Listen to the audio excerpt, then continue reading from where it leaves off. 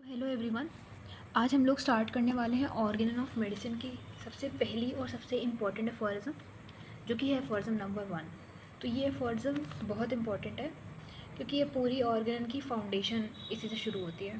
तो चलिए देखते हैं कि हैनीमैन ने क्या बताया है।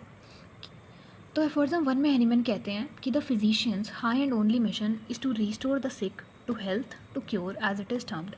पहली बात तो ये कि एफोरिज्म आपको बाय हार्ट याद होनी चाहिए, लाइन वर्ड टू वर्ड। ठीक, तो यहाँ पे फिजिशियन का क्या मतलब है? फिजिशियन का मतलब है skilled practitioner of healing art. ठीक है, skilled practitioner of healing art. Physician का मतलब है skilled practitioner of healing art. ठीक, तो अब पहली बार पढ़ने में तो ये एक लाइन बहुत सिंपल लगती है, लेकिन हैनीमैन ने इस एक लाइन में फिजिशियन की पूरी रिस्पॉन्सिबिलिटी बताई है।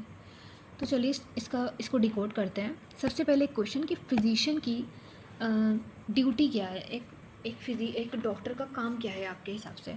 तो डॉक्टर का काम क्या डिजीज़ का नाम बताना है, क्या टेस्ट लिखना है, या मेडिसिन लिखना है, मेडिसिन प्रिस्क्राइब करना है? तो हैनीमैन कहते हैं नहीं, ये सब तो प्राइमरी काम मतलब सेकेंडरी काम है डॉक्टर के।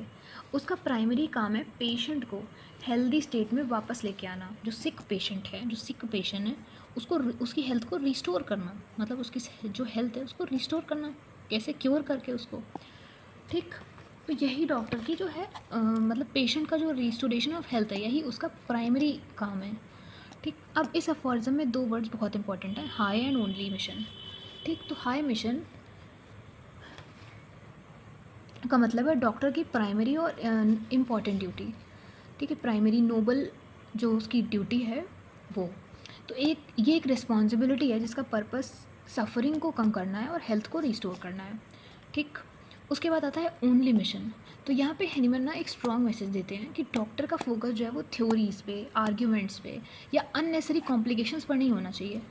ठीक, ये उन्होंने थ्योरी मतलब फॉरिज्म नंबर 1 के फुट नोट में भी एक्सप्लेन किया है। थ्योरेटिक मेडिसिन जो एफोरिज्म नंबर 1 का फुट नोट है वो हम लोग नेक्स्ट वीडियो में समझेंगे। ठीक है, तो यहाँ पे हैनीमैन जो मैसेज देते हैं उसका क्या है कि डॉक्टर का जो फोकस है वो थ्योरीज पे, आर्ग्यूमेंट्स पे, अननेसरी कॉम्प्लिकेशंस पर नहीं होना चाहिए। उसका प्राइमरी गोल एक होना चाहिए कि पेशेंट को क्योर करना है। ठीक है, उसकी हेल्थ को रिस्टोर करना है।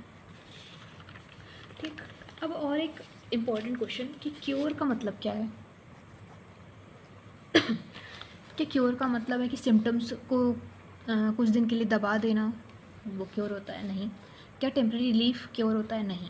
तो हैनीमैन वो कहते हैं कि ट्रू क्योर का मतलब है पेशेंट की हेल्थ को रिस्टोर करना, डिजीज़ को रिमूव करना और पेशेंट को फिज़िकली और मेंटली बेटर फील कराना।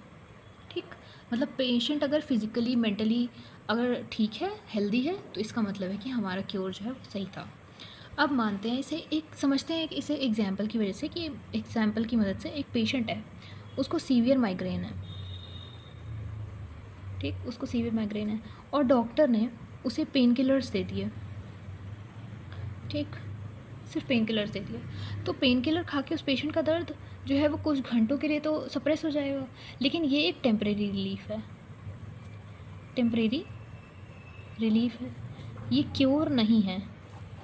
ठीक, लेकिन अगर ये डॉक्टर कोई ऐसा ट्रीटमेंट करता जिससे इस पेशेंट की प्रॉब्लम परमानेंटली रिमूव हो जाती, ठीक, मतलब डॉक्टर के ऐसा ट्रीटमेंट करता कि परमानेंटली इसकी प्रॉब्लम रिमूव हो जाती, तो और जो पेशेंट है उसकी ओवरऑल हेल्थ जो है वो बेटर हो जाती। ओवरऑल हेल्थ अगर बेटर हो जाती तो हम कहते कि हाँ ये क्योर है। ठीक, इसी वजह से होम्योपैथी को, जो होम्योपैथी है हमारी, उसे हम लोग पेशेंट सेंट्रिक कहते हैं, पेशेंट सेंटर्ड सिस्टम कहते हैं। ठीक, तो हमने इस अफोरिज्म में क्या देखा? हमने देखा कि जो फिजिशियन है